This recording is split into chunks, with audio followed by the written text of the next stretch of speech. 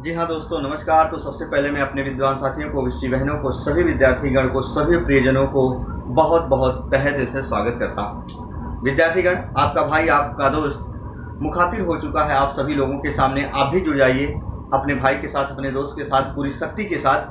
दोस्तों, आज हम बहुत ही प्यारा टॉपिक लेकर आए हैं। तहलका मचाओगे जिस एग्जाम में बैठोगे, मेरी ये गारंटी है। जितने भी हमारे विद्वान साथी या विषय बहनें जितेंद्र सर के साथ, एक सुरक्षित परिवार के साथ, एक भरोसेमंद परिवार के साथ जुड़े हैं ना, मेरी ये गारंटी है दोस्तों, धोखा नहीं खाओगे। एक नहीं 100 बार कहता हूँ, बातें घुमा फिरा के नहीं करता हूँ। आपको पता है सदैव जो चीज़ें हम बताते हैं, जेन्युइन चीज़ें आपको पता चलती हैं। जी हाँ, याद रखना, आज हम बात करेंगे दोस्तों उपसर्ग और प्रत्यय की। आप सभी लोग जानते हो कि उपसर्ग शब्द के पहले और प्रत्यय शब्द के लास्ट में जुड़ता है। लेकिन जब वही उपसर्ग और प्रत्यय आपके एग्जाम में आ जाते हैं कि बताओ इनमें से कौन सा शब्द ऐसा है जो उपसर्ग रहित है, जिनमें उपसर्ग का प्रयोग नहीं किया गया। कभी काल ऐसे पूछ लिया जाता है, इस उपसर्ग से बना शब्द है। 4 ऑप्शन मिलेंगे, समान उपसर्ग देखेंगे। कई बार होता है, इनमें से कौन सा शब्द इस प्रत्यय से बना है। तमाम वहां प्रत्यय दिए रहेंगे, पर आप वो भी नहीं कर पाते हो। कारण क्या होता है, मैं जन्मी चीजों पर बात करूंगा विद्यार्थीगण, भरोसा रखना। तो सबसे पहले मैं यही कहना चाहता हूं, जो हमारे विद्यार्थीगण या विषय बहने जितेंद्र क्लासेस को ज्वाइन नहीं किए हैं, क्लासेस ज्वाइन करिए विद्यार्थीगण। हर बिंदु आप तक पहुंच रहा होगा। आइए जरा आज हम बात करेंगे उपसर्ग और प्रत्यय पर। विद्यार्थीगण, आज का जो हमारा टॉपिक होगा ना, वो होगा क्या होगा विद्यार्थीगण, उपसर्ग और क्या होगा दोस्तों, प्रत्यय होगा। क्या होगा, उपसर्ग और प्रत्यय होगा। विद्यार्थीगण, उपसर्ग और प्रत्यय होता क्या है? सिंपल सी बात है, पहले छोटे से बिंदु से बयां करेंगे। जी हाँ, जो उपसर्ग और प्रत्यय होता है, याद रखना, उपसर्ग कहाँ जुड़ता है विद्यार्थीगण, आप सभी जानते हो। उपसर्ग कहाँ जुड़ता है? शब्द के पहले। और प्रत्यय कहाँ जुड़ता है? शब्द के अंत में। याद रखना, शब्द के पहले उपसर्ग जुड़ता है, शब्द के अंत में यानी लास्ट में क्या जुड़ता है? प्रत्यय होता है, जुड़ता है। याद रखिएगा, जो उपसर्ग है और प्रत्यय है, जब किसी शब्द के पहले या अंत में जुड़ते हैं, जी हाँ, ये क्या होते हैं? ये एक शब्दांश होते हैं विद्यार्थीगण। जी हाँ, मैं पॉइंट कर कर लिख रहा हूं, पॉइंट करके। उपसर्ग और प्रत्यय एक शब्दांश होते हैं। जी हाँ, उपसर्ग और प्रत्यय, उपसर्ग और प्रत्यय एक शब्दांश होते हैं विद्यार्थीगण। क्या होते हैं? शब्दांश होते हैं, शब्दांश होते हैं। शब्दांश का मतलब शब्द का एक हिस्सा होता है, शब्द का एक अवयव होता है, छोटा एक भाग होता है, छोटा एक अंश होता है।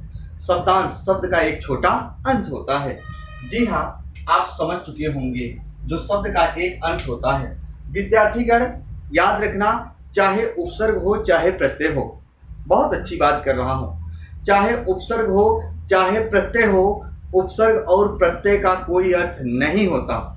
बहुत ध्यान से सुनिएगा, चाहे उपसर्ग हो चाहे प्रत्यय हो, इनका कोई अर्थ नहीं होता, बल्कि ये जिस शब्द के पहले या जिस शब्द के लास्ट में जो प्रत्यय जुड़ते हैं, कभी कभी नए शब्द का निर्माण कर देते हैं। याद रखना, शब्द में विशेषता ला देते हैं, शब्द को अर्थवान बना देते हैं, जबकि उपसर्ग और प्रत्यय का कोई अर्थ नहीं होता विद्यार्थीगण। तो हमें भी लिख दे रहे हैं पॉइंट कर कर। जी हाँ दोस्तों, आज जेन्युइन चीजें आपको पता चलेंगी। हमें लिख रहे हैं उपसर्ग और प्रत्यय, उपसर्ग और प्रत्यय का कोई अर्थ नहीं होता, कोई अर्थ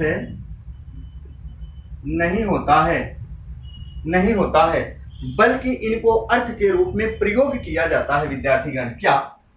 अभी हम बता रहे हैं सारा सॉल्यूशन। बल्कि मैंने क्या कहा, उपसर्ग और प्रत्यय का कोई अर्थ नहीं होता, बल्कि इनका प्रयोग अर्थ के रूप में प्रयोग किया जाता है, बल्कि इनका प्रयोग अर्थ, जी हाँ, क्या, अर्थ के रूप में प्रयोग किया जाता है, प्रयोग किया जाता है। इसका मतलब क्या होता है विद्यार्थीगण? बहुत ध्यान से सुनना। जैसे हम कहते हैं विद्यार्थीगण, जैसे कहते हैं ये स उपसर्ग है, स उपसर्ग है, तो स उपसर्ग का अर्थ है साथ या सहित के अर्थ में लेते हैं। बहुत ध्यान से सुना। जैसे कर्म के आधार पर क्रिया के दो प्रकार होते हैं विद्यार्थीगण, एक होता है सकर्मक और एक क्या होता है अकर्मक। मैं एक हिंट लिया हूं एग्जाम्पल समझाने के लिए। सकर्मक एक अकर्मक। यहां देखो ये स आगे उपसर्ग जुड़ता है, स का अर्थ साथ या सहित के रूप में लेते हो, ऐसे ए का अर्थ जो लेते हो नहीं के रूप में लेते हो। जी हाँ विद्यार्थी का ध्यान से सुनना। ऐसे हम दीर्घ का अर्थ लिख देते हैं, तक के रूप में लिख देते हैं। ऐसे हम का मतलब ये कह देते हैं विद्यार्थीगण, निर का उपसर्ग कर देते हैं, निर यानी के बिना का अर्थ जो देता है। जी हाँ, ऐसे हम कहते हैं, यहां आ जाते हैं प्रति, ऐसे आ जाता है वे, ऐसे आ जाता है, जरा देखो अन, ऐसे आ जाता है यथा, तमाम होते हैं उपसर्ग। बहुत ध्यान से सुनना। हम कह सकते हैं विद्यार्थीगण प्रत्यय भी आते हैं, प्रत्यय तमाम होते हैं, ता प्रत्यय, आ प्रत्यय, ना प्रत्यय, एक प्रत्यय, आवट प्रत्यय तमाम होते हैं। इस पर हम चर्चा नहीं करेंगे। पहले देखो, मैंने कहा जो उपसर्ग और प्रत्यय होते हैं इनका कोई अर्थ नहीं होता बल्कि अर्थ के रूप में प्रयोग किया जाता है। विद्यार्थीगण स का अर्थ साथ या सहित नहीं होता बल्कि स का अर्थ साथ या सहित के रूप में प्रयोग किया जाता है। यदि स का अर्थ साथ होता तो जहां किसी वाक्यांश में, किसी वाक्य में हम साथ या सहित लिखते वहां स लिखकर काम चला लेते। हम जहां किसी वाक्य में नहीं का रूप प्रयोग करते, नहीं का रूप प्रयोग करते, वहां वाक्य में ए का काम लिखकर चला लेते। विद्यार्थीगण एक चीज सुनो, जैसे मैंने दिया यही चीज सुनो। जैसे मैंने कहा वह घर अच्छा नहीं है, वह घर अच्छा नहीं है। विद्यार्थीगण अब जरा देखो, जब ए का अर्थ नहीं होता है तो याद रखना हम यही ऐसे लिख देते, क्या वह घर अच्छा ए है। विद्यार्थीगण याद रखना, यदि ए का अर्थ नहीं हुआ करता तो ए के स्थान पर हम नहीं लिखकर काम चला लेते। बहुत ध्यान से सुनना। तो बल्कि मैं फिर अपनी वाणी को दोहरानी कर रहा हूं, उपसर्ग और प्रत्यय का कोई अर्थ नहीं होता बल्कि अर्थ के रूप में प्रयोग किया जाता। विद्यार्थीगण वो दिन याद करो जब हम बचपन में छोटे छोटे हुआ करते थे। हमारे ज्यादातर ख्याल हमारे घर परिवार के दादाजी, दादी जी या नानी जी पालन पोषण किया करते थे। बचपन में बैठा करो हमें पढ़ाते थे, बेटा कर का से कबूतर, खा से खरगोश, गा से गमला, घा से घड़ी, ऐसे करवाते थे। पर वास्तविकता था का से ककार, खा से खकार पढ़ा जाता था। का अर्थ कबूतर और खा का अर्थ खरगोश नहीं हुआ करता था। विद्यार्थीगण ध्वनियों का उच्चारण जो एक ध्वनि की शैली होती है, बच्चे को सिखाने हेतु वहां क से कबूतर, ख से खरगोश, गा से गमला, घा से घड़ी पढ़ाया जाता था, जबकि उसका अर्थ का कबूतर नहीं हुआ करता था। याद रखना, यहाँ तक की बात आपको पता चली। जी हाँ, इनका कोई अर्थ नहीं होता बल्कि अर्थ के रूप में प्रयोग किए जाते हैं। जी हाँ, इसका एक बार स्क्रीनशॉट लो, फिर मैं और नाना प्रकार के बिंदु पर चर्चा करना चाहता हूँ।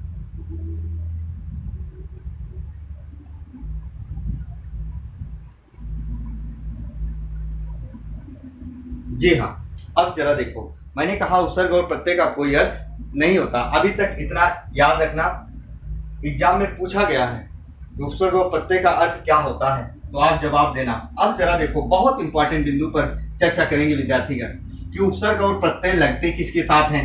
तभी तो आप एग्जाम हॉल में बैठे होते नहीं समझ पाते हैं। मेरी ये गारंटी विद्यार्थीगण, यदि आप वीडियो को अंत तक देखोगे तो हल्का मचाओगे। याद रखना, समझ में नहीं आएगा तो कहना विद्यार्थीगण कि सर आपने क्या बताया था। ऐसी नौबत ही नहीं आने देता आपका भाई, आपका दोस्त। जरा देखो विद्यार्थीगण, चाहे उपसर्ग हो चाहे प्रत्यय, जी हाँ हम लिख रहे हैं ठेठ अपनी भाषा में, चाहे उपसर्ग हो या चाहे प्रत्यय, चाहे उपसर्ग हो या चाहे प्रत्यय, याद रखना इनका प्रयोग याद रखना किसके साथ किया जाता है विद्यार्थीगण। इनका प्रयोग विकारी शब्दों के साथ किया जाता है। जी हाँ, इनका प्रयोग विकारी शब्दों के साथ किया जाता है। इनका प्रयोग विकारी शब्दों के साथ किया जाता है। किसके साथ किया जाता है? विकारी शब्दों के साथ किया जाता है विद्यार्थीगण। अब विकारी शब्द कितने होते हैं आप जानते हो, 4 होते हैं। यही क्या? संज्ञा, सर्वनाम, विशेषण, और क्या विद्यार्थीगण, क्रिया, संज्ञा, सर्वनाम, विशेषण, क्रिया, इन्हीं 4 विकारी शब्दों के साथ किया जाता है उपसर्ग और प्रत्यय। बहुत ध्यान से सुन लेना। हाँ, उपसर्ग और प्रत्यय। लेकिन मैं ये बता देना चाहता हूं विद्यार्थीगण, आप अपने मानस पटल में संज्ञा, सर्वनाम और विशेषण के साथ याद रखिएगा उपसर्ग और प्रत्यय का प्रयोग किया जाता है। क्रिया के साथ उपसर्ग और प्रत्यय का प्रयोग नहीं किया जाता। बहुत ध्यान से सुनना। 4 विकारी शब्दों में से 3 विकारी शब्दों में उपसर्ग और प्रत्यय का प्रयोग विद्यार्थीगण किया जाता है। संज्ञा, सर्वनाम, विशेषण, क्रिया। याद रखिएगा विद्यार्थीगण। लाइक वाला बटन जरूर प्रेस कर दीजिएगा। आपका भाई, आपका दोस्त लाइक का बटन प्रेस करने के लिए कह रहा है। यदि आप इसमें भी कंजूसी बरतोगे तो याद रखना, आपका भाई, आपका दोस्त कंजूसी बरतेगा तो याद रखना थोड़ा नुकसानदायक होगा। तो आपका भाई, आपका दोस्त लाइक वाला बटन प्रेस करने के लिए कह रहा है और कुछ तो नहीं मांग रहा प्यारे साथियों। या देखो, इनका प्रयोग संज्ञा, सर्वनाम, विशेषण के साथ होता है। विद्यार्थीगण याद रखना, पॉइंट करके हम ये भी लिख दे रहे हैं। जी हाँ, उपसर्ग और प्रत्यय का प्रयोग याद रखना अविकारी शब्दों के साथ नहीं होता। किसका प्रयोग? उपसर्ग और प्रत्यय का प्रयोग, यानी इनका प्रयोग, उपसर्ग और प्रत्यय का प्रयोग, यानी इनका प्रयोग अविकारी शब्दों यानी अविकारी का दूसरा नाम क्या होता है विद्यार्थीगण? अव्यय। इनका प्रयोग अव्यय शब्दों, अविकारी शब्दों या अव्यय शब्दों के साथ नहीं किया जाता। क्या दोस्तों? नहीं किया जाता। अब अविकारी शब्द हमारे कितने होते हैं? 4 होते हैं। याद रखना, जो विद्यार्थीगण ना पढ़े हो जाकर पढ़ सकते हैं। क्रिया विशेषण, संबंध, समुच्चय और विषयार्थ बोधक। क्रिया विशेषण अव्यय के 4 भेद हुआ करते विद्यार्थीगण, कालवाचक, स्थानवाचक, रीतिवाचक और परिमाणवाचक होते हैं। मैंने सारा कंसेप्ट क्लियर किया है, वहां जाके आप पढ़िएगा। जी हाँ, अव्यय शब्द क्या होते हैं? जिसके शब्द में कोई परिवर्तन ना हो, जिस शब्द में कोई परिवर्तन ना हो, उस शब्द में किसके आधार पर परिवर्तन नहीं होता? याद रखना, लिंग, वचन, काल और कारक के आधार पर जिस शब्द में कोई परिवर्तन नहीं होता है वही अविकारी या अव्यय होता है।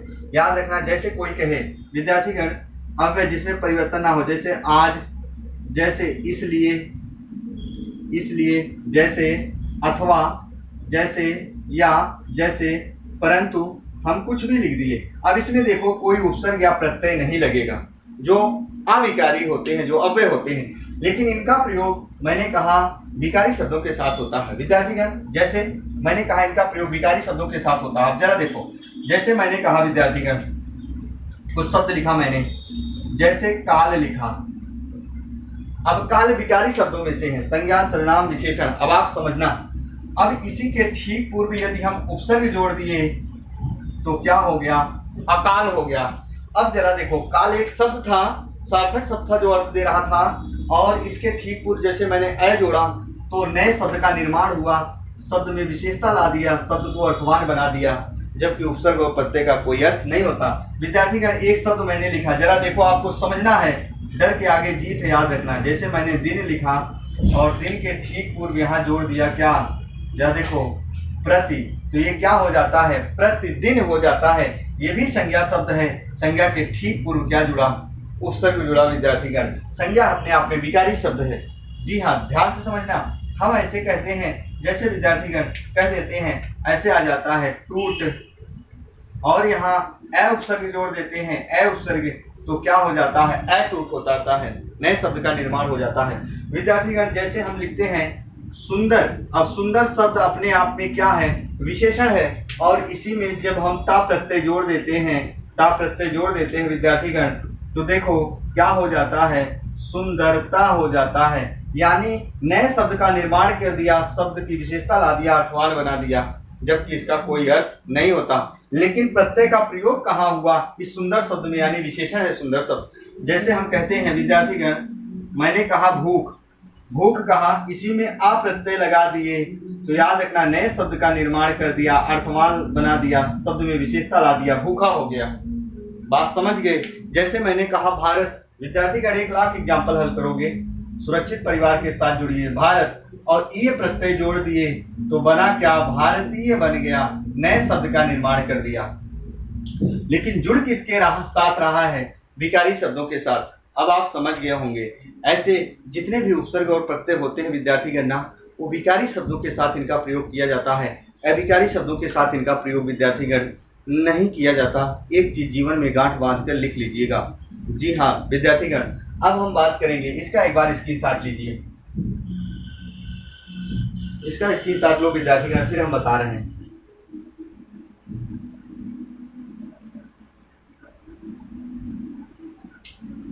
मैं एक हिंट दे रहा हूं, पर याद रखना एग्जाम की घड़ी होगी तो प्रश्न यहीं से आएंगे।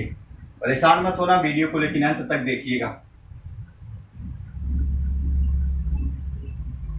अब जरा देखो, जैसे हम बात करें दूसरे बिंदु की, इसी उपसर्ग और प्रत्यय की। विद्यार्थीगण याद रखना, जैसे जैसे जो मैं पॉइंट लिखा हूं उतना आपको याद रखना है, हमेशा याद रखना। हम थोड़ा एक हिंट ले रहे हैं, एक प्रश्न कैसे आते हैं, तब प्रत्यय कितने प्रकार के होते हैं, उपसर्ग कितने प्रकार के होते हैं, वो बाद में हम बताएंगे। तहलका मचाओगे विद्यार्थीगण। आपको इतना याद रखना है, जो उपसर्ग होते हैं, मैं यहाँ लिख दे रहा हूं, जो उपसर्ग होते हैं ये किसके ठीक जुड़ते हैं विद्यार्थीगण? या तो संज्ञा होगा, या तो सर्वनाम होगा, या तो विशेषण होगा। याद रखना यही इनके ठीक पूर्व जुड़ते हैं, बाद में इन्हीं के क्या जुड़ता है विद्यार्थीगण?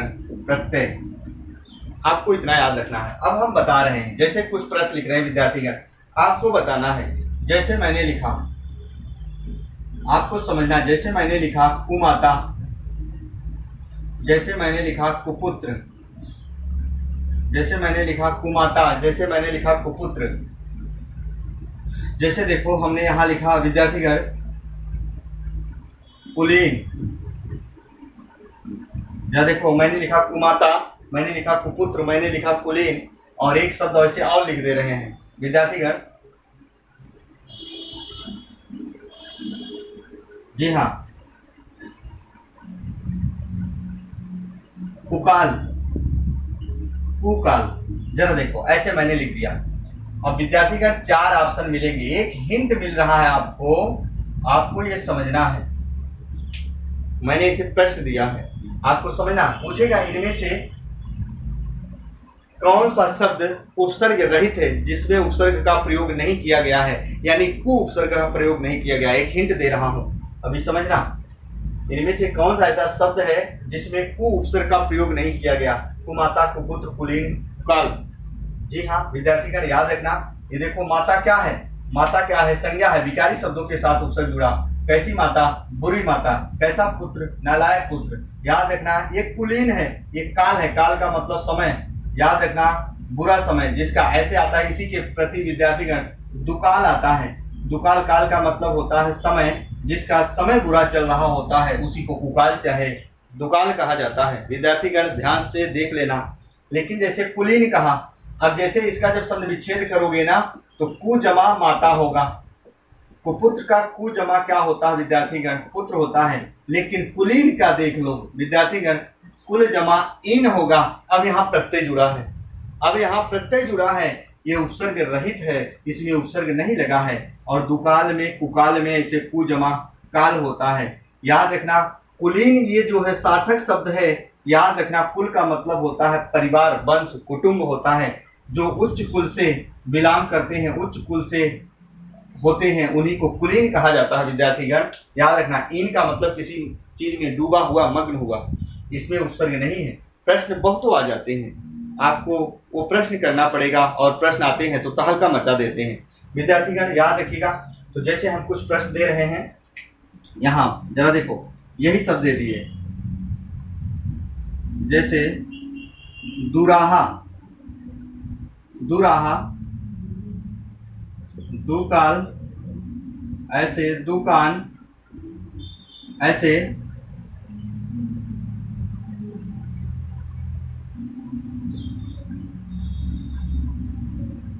जरा देखो। अब आपको ध्यान से सुनना है, हम एक बिंदु मिटा दे रहे हैं।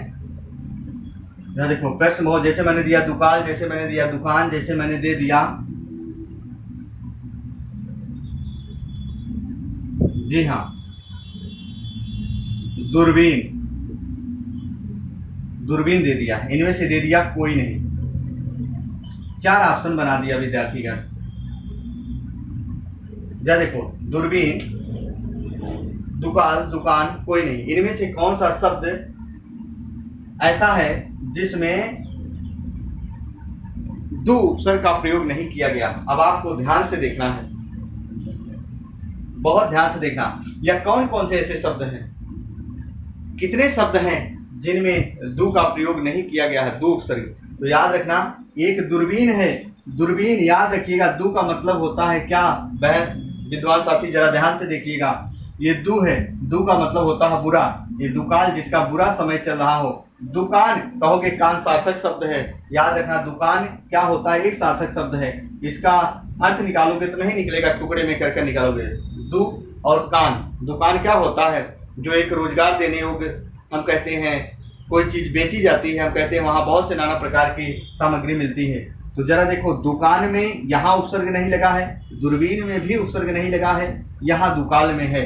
तो याद रखना, प्रश्न ऐसे आते हैं विद्यार्थीगण। तो याद रखना, आज तक की हमारी कक्षा यहीं तक थी विद्यार्थीगण। नेक्स्ट दिन जब हम मिलेंगे, नाना प्रकार के बिंदु पर चर्चा करेंगे नेक्स्ट दिन, लेकिन कक्षा में उपस्थित जरूर रहना विद्यार्थीगण। मेरा वहाँ प्रत्यय कितने प्रकार के होते हैं, बहुत सवाल हम करेंगे और उपसर्ग के बारे में करेंगे। तो आज तक की हमारी कक्षा यहीं तक विद्यार्थीगण, याद रखिएगा। तब तक के लिए जय हिंद, जय भारत।